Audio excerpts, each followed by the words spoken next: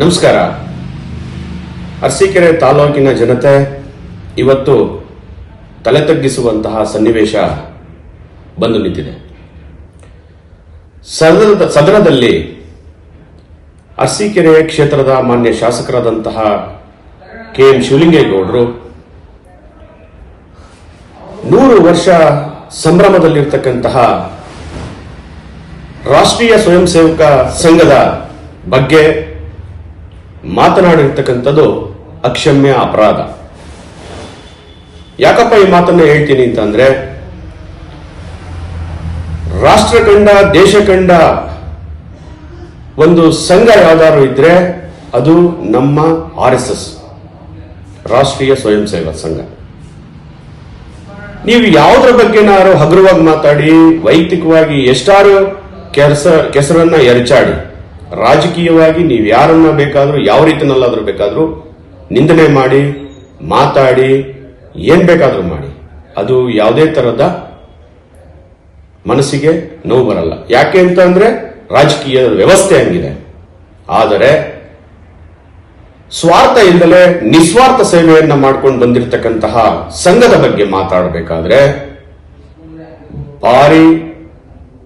ಭಾರಿನೇ ಮುನ್ನೆಚ್ಚರಿಕೆಯಿಂದ ಮಾತಾಡಬೇಕಾಗತ್ತೆ.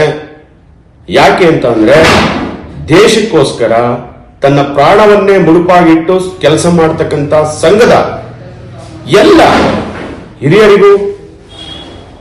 ಹಿರಿಯರಾಗಿ ಈ ಸೇವೆ ಸಲ್ಲಿಸಿ ಹೋಗಿರ್ತಕ್ಕಂಥವ್ರಿಗೂ ನೀವು ಅವಮಾನವನ್ನ ಮಾಡಿದ್ದೀರ.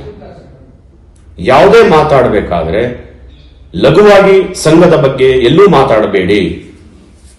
ಯಾಕಪ್ಪ ಅಂತಂದ್ರೆ, ನೀವು ಒಂದು ಹಿಂದೂ ಸಮಾಜದಲ್ಲಿ ಹುಟ್ಟಿದ್ದೀರಾ, 4 ಬಾರಿ ಕ್ಷೇತ್ರದ ಶಾಸಕರಾಗಿದ್ದೀರಾ, ಜನತೆ ನಿಮಗೆ 4 ಬಾರಿ ಆಶೀರ್ವಾದ ಮಾಡಿದೆ, ಒಂದು ತಾಲೂಕಿನ ಪ್ರಥಮ ಪ್ರಜೆಯಾಗಿದ್ದೀರಾ. ಈ ರಾಜ್ಯದಲ್ಲಿ ಶಿವಲಿಂಗೇಗೌಡರು ಅಂತಕ್ಕಂಥದ್ದು ಒಂದು ಬೆಲೆ ಇಟ್ಕೊಂಡಿದ್ದೀರಾ. ಆ ಮಾತನ್ನ ಹುಸಿ ಮಾಡ್ಕೋಬೇಡಿ. ಹಗುರವಾಗಿ ಸದನದೊಳಗಡೆ ಮಾತಾಡಿ ಅರಸೀಕೆರೆ ಕ್ಷೇತ್ರದ ಜನಗಳ ತಲೆ ತಗ್ಗಿಸುವಂತಹ ಕೆಲಸವನ್ನ ತಾವು ಮಾಡಬೇಡಿ. ಯಾಕೆ ಅಂತ ನೀವು ಪ್ರಶ್ನೆ ಮಾಡ್ಕೋಬಹುದು, ಅಥವಾ ಎಲ್ಲರೂ ಸಿಕ್ತಾಗ ಈ ತರ ಮಾತಾಡಿದಿರಲ್ಲಪ್ಪ ಅಂತ ಕೇಳಬಹುದು. ನಮಗೆ ಸಂಘದ ಬಗ್ಗೆ ಅಪಾರವಾದ ಗೌರವ, ನಂಬಿಕೆ, ವಿಶ್ವಾಸ ಇದೆ. ಯಾಕೆ ಮಾತನ್ನ ಹೇಳ್ತೀನಿ ಅಂದ್ರೆ, ದೇಶದಲ್ಲಿ ಎಲ್ಲೇ ವಿಪತ್ತು ಬರಲಿ, ಎಲ್ಲೇ ಕಷ್ಟದ ಸನ್ನಿವೇಶ ಬರಲಿ, ಪ್ರಪ್ರಥಮವಾಗಿ ಧಾವಿಸುವಂತಹ ಶಕ್ತಿ ಯಾವುದಾದ್ರೂ ಇದ್ರೆ ಅದು RSS. ಯಾವುದೇ ಫ್ಲಡ್ ಬರಲಿ, ಪ್ರವಾಹ ಬರಲಿ, ಕೊರೋನಾ ಸಂದರ್ಭದಲ್ಲಿ ನೀವು ನೋಡಿದ್ದೀರಾ, ಟಿವಿ ಮಾಧ್ಯಮದಲ್ಲಿ ತೋರಿಸಿದ್ದಾರೆ, ಹಲವಾರು ಪತ್ರಿಕೆಯಲ್ಲಿ ಬರೆದಿದ್ದಾರೆ. ಯಾವ ಅಧಿಕಾರಿಗಳು ಸಹ ಬರದೇ ಇರತಕ್ಕಂಥ ಸನ್ನಿವೇಶದಲ್ಲಿ, ಯಾವುದೇ ಕಾಲಘಟ್ಟದಲ್ಲಿರ್ಬೋದು, ಕ್ಷಣಕದಲ್ಲಿರ್ಬೋದು, ಪ್ರಪ್ರಥಮವಾಗಿ ಸಂಘದ ಕಾರ್ಯಕರ್ತರು ಅವರ ಸಮವಸ್ತ್ರವನ್ನು ಧರಿಸಿ ಬಂದು ಪ್ರಥಮವಾಗಿ ಕೆಲಸ ಮಾಡ್ತಾರೆ, ಪ್ರಥಮವಾಗಿ ಸ್ಪಂದಿಸ್ತಾರೆ. ಅಂತಹ ನಿಷ್ಠೆ ಯಾರಿಗಾರು ಇದ್ರೆ ತೋರಿಸಿ. ನೀವು ಪಾರ್ಟಿಯಲ್ಲಿ ಇರ್ಬೋದು, ನಾನು ಆ ಪಾರ್ಟಿ ಈ ಪಾರ್ಟಿ ಅಂತ ಹೇಳಲ್ಲ. ಪ್ರಥಮವಾಗಿ ಸಂಘದವರು ಎಲ್ಲೆಲ್ಲಿ ಯಾವ್ಯಾವ ರೀತಿ ಕೆಲಸ ಮಾಡ್ತಾರೆ, ಎಷ್ಟು ಹೊಣೆಯನ್ನ ಹಾಕ್ತಾರೆ, ಎಷ್ಟು ಜನಗಳ ಜೀವವನ್ನ ಕಾಪಾಡಿದ್ದಾರೆ. ಪ್ರವಾಹ ಬಂದಂತ ಸಂದರ್ಭದಲ್ಲಿ, ಕೊರೋನಾ ಸಂದರ್ಭದಲ್ಲಿ ತಾವೆಲ್ಲರೂ ನೋಡಿರ್ತೀರ. ಆ ಒಂದು ದಂಡವನ್ನ ಇಟ್ಕೊಂಡಿರ್ಬೋದು. ನೀವು ದಂಡ ಇಟ್ಕೊಂಡ್ರೆ ತಪ್ಪು ಅಂತೀರ. ಹೌದು, ಏಕಾಏಕಿ ಯಾರಾದ್ರೂ ಅವರಿಗೆ ಅಟ್ಯಾಕ್ ಮಾಡಿದಂತ ಸನ್ನಿವೇಶದಲ್ಲಿ ಏನ್ ಮಾಡ್ಬೇಕು? ಅವರು ಒಬ್ಬರೇ ಇರ್ತಾರೆ, ದಂಡ ಇಟ್ಕೊಂಡು ಬರ್ತೀರಾ ಅಂತ ಮಾತಾಡ್ತಾರೆ, ತಪ್ಪೇನಿಲ್ಲ. ಆದ್ರೆ ಟೋಪಿ ಬೆಲೆ ಏನು, ಚಡ್ಡಿ ಬೆಲೆ ಏನು, ಕಾಕಿಗಿರ್ತಕ್ಕಂಥ ಮಹತ್ವ ಏನು, ಸಂಘವನ್ನ ಸ್ಥಾಪನೆ ಮಾಡಿರ್ತಕ್ಕಂಥ ಶಕ್ತಿ ಏನು? ನಾನು ಹೇಳಿಕ್ ಬಯಸ್ತೀನಿ, ದೇಶ ಕಂಡ ಅಪರೂಪದ ಪ್ರಧಾನಮಂತ್ರಿಯಾದಂತಹ ಶ್ರೀಮತಿ ಇಂದಿರಾ ಗಾಂಧಿ ಅವರು ಇದನ್ನ ಬ್ಯಾನ್ ಮಾಡಬೇಕು ಅಂತ ಓಡಾಡಿದ್ರು, ಅವ್ರ ಕೈಲಿ ಆಗಲಿಲ್ಲ. ಇನ್ನ ನಮ್ಮ ಹಾಸನ ಜಿಲ್ಲೆಯ ಪ್ರಧಾನಮಂತ್ರಿಗಳು ಮಣ್ಣಿನ ಮಗರು ಆಗಿರ್ತಕ್ಕಂತಹ ದೇವೇಗೌಡರು ಇಷ್ಟು ವರ್ಷದ ರಾಜಕಾರಣದಲ್ಲಿ ಯಾವತ್ತಾದ್ರೂ ಒಂದೇ ಒಂದು ದಿನ ಸಂಘದ ಬಗ್ಗೆ ಎಲ್ಲೂ ಕೀಳು ಮಟ್ಟದಲ್ಲಾಗಿರ್ಬೋದು, ಸಂಘದ ಬಗ್ಗೆ ಆಗಿರ್ಬೋದು ಯಾರೂ ಮಾತಾಡಿಲ್ಲ. ಮುಖ್ಯಮಂತ್ರಿಗಳು ಆಗಿದ್ದಾರೆ ಕುಮಾರಣ್ಣವರು, ಅವರು ಸಹ ಸಂಘದ ಬಗ್ಗೆ ಯಾವತ್ತೂ ಎಲ್ಲೂ ಮಾತಾಡಿಲ್ಲ. ಸನ್ಮಾನ್ಯ BS ಯಡಿಯೂರಪ್ಪನವರಂತೂ ಸಂಘದ ಕಾರ್ಯಕರ್ತರಾಗಿ ಎಲ್ಲ ರೀತಿಯ ಸಹಾಯವನ್ನು ಮಾಡಿ ರಾಜ್ಯ ಕಂಡಂತಹ ಅಪರೂಪದ ರಾಜಕಾರಣಿಯಾಗಿ ಸಂಘದ ಬಗ್ಗೆ ಆಗಿರ್ಬೋದು, ಸಂಘದ ಕಾರ್ಯಕರ್ತರ ಬಗ್ಗೆ ಆಗಿರ್ಬೋದು, ಎಲ್ಲೂ ಸಹ ಹಗುರವಾಗಿ ಮಾತಾಡಿಲ್ಲ.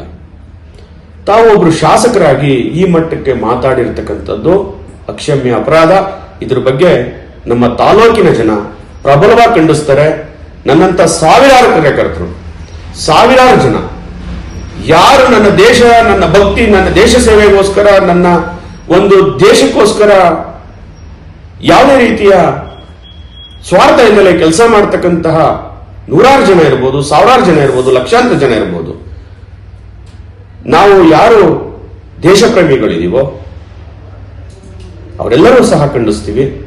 ಅದೇ ರೀತಿ ಈ ಒಂದು ಕ್ಷೇತ್ರಕ್ಕೆ ತಾವು ಮಾಡಿರುವಂತಹ ಅಪರಾಧ, ನೀವು ಎಲ್ಲರೂ ಇರಿ, ಹೇಗಾರು ಇದ್ರಿ, ಆದ್ರೆ ನಾನು ಕೇಳ್ಕೊಳ್ಳೋದಿಷ್ಟೇ, ನಾನು ಅಂತಲ್ಲ, ನಮ್ಮ ಕ್ಷೇತ್ರ ಜನ ಕೇಳ್ಕೊಳ್ಳೋದಿಷ್ಟೇ, ನೀವು ಬಹಿರಂಗವಾಗಿ RSS ಬಗ್ಗೆ ಮಾತಾಡಿರ್ತಕ್ಕಂಥದ್ದಕ್ಕೆ ಬಹಿರಂಗವಾಗಿ ಕ್ಷಮೆಯನ್ನ ಕೇಳಬೇಕಾಗತ್ತೆ. ನೀವು ಆಡಿರ್ತಕ್ಕಂತಹ ಮಾತುಗಳು ತಪ್ಪಾಗಿರೋದ್ರಿಂದ ಯಾವ ವ್ಯಕ್ತಿ ಮೇಲೆ ನೀವೇನ್ ಮಾತಾಡಿರ್ತೀರೋ ಅದು ಸಂಬಂಧ ಇಲ್ಲ. ಸಂಘದ ಬಗ್ಗೆ ಮಾತನಾಡಿರುವುದ ಕಾರಣದಿಂದ ಸದನದೊಳಗಡೆ ನೀವು ಬಹಿರಂಗವಾಗಿ ಕ್ಷಮೆಯನ್ನ ಯಾಚಿಸಬೇಕು ಅಂತ ಹೇಳಿ ನಾನು ಈ ಮೂಲಕನೂ ಕೇಳಿಕೊಳ್ತಾ ಇದ್ದೀನಿ. ಇದಕ್ಕೆ ವಿರುದ್ಧವಾಗಿ ಏನಾದ್ರು ನೀವು ನಡೆದಿದ್ದೇ ಆದ್ರೆ ಮುಂದೆ ಆಗ್ತಕ್ಕಂತಹ ಪ್ರತಿಭಟನೆಗಳಿಗೆ ನೀವು ಹೊಣೆ ಆಗ್ತೀರಾ. ತಾಲೂಕಿನ ಜನ ಕ್ಷಮಿಸೋದಿಲ್ಲ. ಯಾರೇ ಆಗಿರ್ಬೋದು, ದೇಶ ಮೊದಲು, ನಂತರ ಪಕ್ಷ, ವ್ಯಕ್ತಿ. ಹಾಗಾಗಿ ನಾನು ಈ ಒಂದು ವಿಡಿಯೋ ಮುಖಾಂತರ ನಾಡಿನ ಜನತೆಗೆ ತಿಳಿಸ್ತಾ ಇದ್ದೀನಿ, ಯಾವುದೇ ಕಾರಣಕ್ಕೂ ಯಾರೇ ವ್ಯಕ್ತಿ ಆಗಿರ್ಬೋದು, ಎಷ್ಟೇ ದೊಡ್ಡ ವ್ಯಕ್ತಿ ಆಗಿರ್ಬೋದು, ಸಂಘದ ಮುಂದೆ ನಾನೊಬ್ಬ ತುಂಬಾ ಕಿರಿಯ, ಚಿಕ್ಕವನಾಗಿ ಇರಬೇಕು. ಯಾಕೆ ಅಂತ ಅಂದ್ರೆ ಯಾರ್ಯಾರೋ ಸಹ ಇದನ್ನ ಮಠ ಹಾಕಬೇಕು, ಮುಗಿಸ್ಬೇಕು ಅಂತ ನಿಮ್ಮ ಸರ್ಕಾರದಲ್ಲಿ ಮಾತಾಡಿದ್ರು ಅವ್ರ ಕೈಲಿ ಏನೂ ಮಾಡಕ್ಕಾಗಲ್ಲ. ಸಂಘ ಅಷ್ಟು ಪ್ರಬಲವಾಗಿ ಬೆಳೆದು ನಿಂತಿದೆ. ದೇಶವನ್ನ ಕಾಪಾಡೋದಕ್ಕೂ ಎದೆಕೊಟ್ಟು ನಿಲ್ಲುವಂತಹ ಶಕ್ತಿ, ಧೈರ್ಯ, ವಿಶ್ವಾಸ, ನಂಬಿಕೆ ಕಾರ್ಯಕರ್ತರಲ್ಲಿದೆ. ಅಂತ ಕಾರ್ಯಕರ್ತರಿಗೆಲ್ಲರಿಗೂ ನಮ್ಮಂತ ಸಾವಿರಾರು ಜನ ಬೆಂಬಲವಾಗಿ ನಿಂತು ಏನು ಬೇಕಾದರೂ ಸಹಾಯ ಮಾಡಿ ಸಂಘವನ್ನ ಉಳಿಸ್ಕೊಳ್ಳೋದಕ್ಕೆ, ನಾವು ಬೆಳೆಸ್ಕೊಳ್ಳೋದಕ್ಕೆ, ಶಕ್ತಿ ತುಂಬಲಿಕ್ಕೆ ನಾವು ದಿನವಿಡೀ ಕೆಲಸ ಮಾಡೋದಕ್ಕೂ ರೆಡಿ ಇದ್ದೀವಿ. ಅದೇ ರೀತಿ ಈ ಒಂದು ತಾಲೂಕಿನ ಜನತೆಗೆ ಅಪಮಾನ ಮಾಡಿದ್ದೀರಾ, ಆ ಅಪಮಾನವನ್ನ ನೀವು ಜನತೆಗೆ ಮಾಡಬಾರದು, ನಾನು ಮಾತಾಡಿದ ತಪ್ಪಾಯ್ತು ಅಂತ ಹೇಳಿ ಬಹಿರಂಗವಾಗಿ ಕ್ಷಮೆ ಕೇಳುವಂತಹ ಒಂದು ಮನಸ್ಥಿತಿಯನ್ನು ತಗೊಂಡು ಕ್ಷಮೆನೇ ಕೇಳಿ. ಕ್ಷಮೆ ಕೇಳಿದ್ರೆ ತಪ್ಪು ಅಂತ ನಾನು ಹೇಳಲ್ಲ. ಯಾಕೆ ಅಂತಂದ್ರೆ ಯಾವ ಒಬ್ಬ ಹಿಂದೂ ಇದನ್ನ ದೇಶದಲ್ಲಿ, ನಮ್ಮ ತಾಲೂಕಿನಲ್ಲಿರ್ಬೋದು, ಜಿಲ್ಲೆನಲ್ಲಿರ್ಬೋದು, ಹಳ್ಳಿನಲ್ಲಿರ್ಬೋದು, ಅವರೆಲ್ಲರಿಗೂ ಮಾಡಿರ್ತಕ್ಕಂಥ ದೊಡ್ಡ ಅಪರಾಧ. ನೀವು ಸಂಘದ ಪರವಾಗಿ ಮಾತನಾಡಬೇಕಾದ್ರೆ ಭಾರಿ ಎಚ್ಚರಿಕೆಯಿಂದ ಮಾತಾಡಿ ಶಾಸಕರೇ. ನಾವು ನಿಮಗೆ ಎಚ್ಚರಿಕೆ ಕೊಡ್ತಾ ಇಲ್ಲ, ನಿಮಗೆ ಹೇಳೋಷ್ಟು ದೊಡ್ಡವರಲ್ಲ.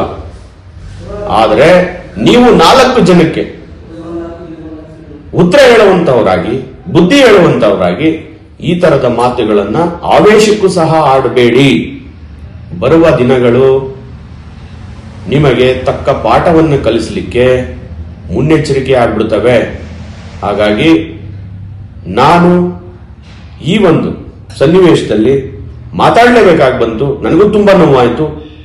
ಹಾಗಾಗಿ ನನಗೆ ಕರೆ ಮಾಡಿದಂತಹ ಕೆಲವು ಎಲ್ಲ ಬಂಧುಗಳು ಯಾರು ಮಾತಾಡ್ತಾರೋ ಬಿಡ್ತಾರೋ, ಸರ್ ನೀವು ಮಾತಾಡಿ ಸರ್ ಅಂತಲೂ ಸಹ ಹೇಳಿದ್ರು. ಎಲ್ಲರೂ ಸಹ ತುಂಬಾ ಕರೆಗಳನ್ನ ನನಗೆ ಮಾಡಿ ಹೇಳಿರೋದ್ರಿಂದ ನಾನು ಈ ಒಂದು ಮಾತುಗಳನ್ನ ಆಡಿದ್ದೀನಿ. ನಾನು ಆಡಿರೋದೇನಾದ್ರು ತಪ್ಪಾಗಿದ್ರೆ ತಾಲೂಕಿನ ಜನ ಕ್ಷಮಿಸ್ತಾ ಇದ್ರು ಪರವಾಗಿಲ್ಲ, ಕ್ಷಮಿಸ್ತಾರೋ ಪರವಾಗಿಲ್ಲ. ನಾನು ಏನ್ ಮಾತಾಡಿದ್ದೀನಿ ಅನ್ನೋದನ್ನ ನೀವು ತಿಳ್ಕೊಳ್ಳಿ, ತಪ್ಪಾಗಿ ಭಾವಿಸ್ಬೇಡಿ, ಅನ್ಯತಾ ತಿಳ್ಕೋಬೇಡಿ. ಯಾಕೆ ಅಂತಂದ್ರೆ ನಾನು ನಿಮಗೆ ಹೇಳೋಷ್ಟು ದೊಡ್ಡ ನಿಲ್ದೇ ಇರಬಹುದು, ಆದ್ರೆ ನಮ್ಮ ಮನಸ್ಸಿಗೆ ಸಂಘದಲ್ಲಿ ಕೆಲಸ ಮಾಡಿರ್ಬೋದು, ಸಹಕಾರ ಕೊಟ್ಟಿರ್ಬೋದು, ನಮ್ಗೆಲ್ಲ ತುಂಬಾ ನೋವುಂಟು ಮಾಡಿದೆ. ಹಾಗಾಗಿ ಈ ಒಂದು ಮಾತುಗಳ ಮೇಲೆ ತಮ್ಮ ಹಿಡಿತ ಇರಲಿ ಅಂತ ಹೇಳ್ತಾ ನನ್ನ 2 ಮಾತುಗಳನ್ನು ಮುಗಿಸ್ತೀನಿ. ಜೈ ಹಿಂದ್, ಜೈ ಕರ್ನಾಟಕ.